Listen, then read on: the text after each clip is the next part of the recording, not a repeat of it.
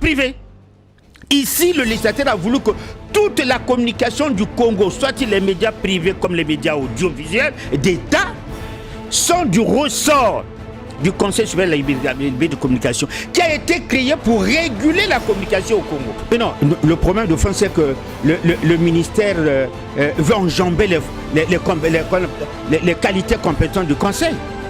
Il n'appartient pas au gouvernement de faire obstruction sur les missions du Conseil. Depuis quand la diffamation, l'acte posé par un jeu qui lui coûte une sanction pour avoir animé une émission, relève du ministre, mais relève de la direction générale de l'information qui pense que son journaliste a mal fait.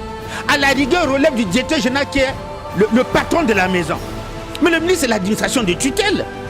Du coup, le DG d'abord devait assister à notre invitation. Quand nous envoie chez le ministre, pour nous c'est une pirouette qui n'est pas élégante administrativement. Nous remettons la télévision fait son travail. Tout boulot, le ministère de la Communication libre de dire, nous avons reçu là un rapport d'une institution d'État. Donc nous devons respecter les institutions, mais surtout reprendre le service. Mais puisque les gens dans ce pays peuvent chier sur la loi, excusez-moi l'expression, mais ça vaut la peine, peuvent pisser sur la loi, et puis on pisse sur la loi.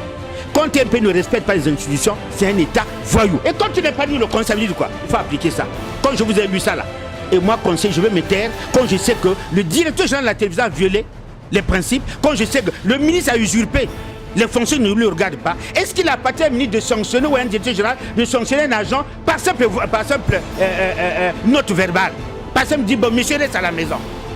Est-ce que je dois accepter ça? Est-ce que ce que le peuple m'a donné comme loi, est-ce que je ne dois pas l'appliquer? Est-ce qu'il applique ça a été marionnette? Je vous ai lu ça pourquoi? Parce qu'on travaille avec des textes.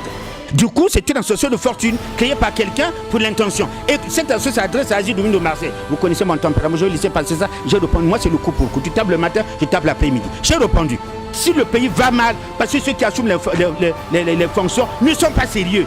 Et c'est tout. Pourquoi est-ce que nous sommes en crise? Vous voyez le CHU en crise, l'enseignement en crise, le gouvernement en crise. Mais parce qu'il y a des responsables, non?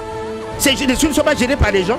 C'est des États qui sont venus mettre la santé en crise chez nous, l'enseignement en crise chez nous. Chaque département ministériel souffre de ce que les hommes qui les animent ne sont pas compétents. Les télévisions, les radios n'arrivent même pas à nous montrer ces fameux malades pour lesquels Otuna a été suspendu. Évidemment, c'est une forme d'obscurité. On n'a pas dit qu'on ne tient pas compte de la dignité de l'homme. Quand on filme ces gens comme ça, on bande on met un masque, on fout. Voilà, et on est au moins, puisque les télévisions européennes mentent, en quoi les télévisions européennes sont moins que les nôtres? Pourquoi voulez-vous qu'en Europe, on voit les malades, sinon on ne les voit pas? Le journalisme au Congo, il est pratiqué différemment qu'en Europe.